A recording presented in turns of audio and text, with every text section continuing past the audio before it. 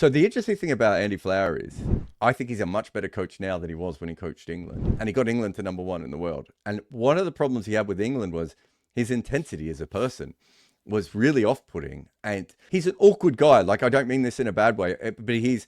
Have you heard the story about it? Tim Wigmore wrote about it in his book recently. Of Andy Flower made himself tapes on his Walkman back in the 90s and then would listen to them at night. And he was saying, I can slow the ball down. I can be the world's best batter. Like, he made those tapes for himself and then listened to himself saying that. Like, he's at level of intensity that is so different to other people. He wrote down, I want to be world's number one batter, sorry, and went through all the different ways that he might be able to achieve that. I think what he needed was probably after the England job to understand that it's how to interact with the people a little bit more and bring it down and make people feel more comfortable in the environment that he was building. And everyone I've talked to that he's worked with over the last, 4, 5, 6 years now, has said he's so much better at just making people feel comfortable. Whereas before, everyone was like terrified of letting him down because he's such a perfectionist. And he's still like that. He's still driven. It's just that he's allowing people to find their own way and not trying to make them into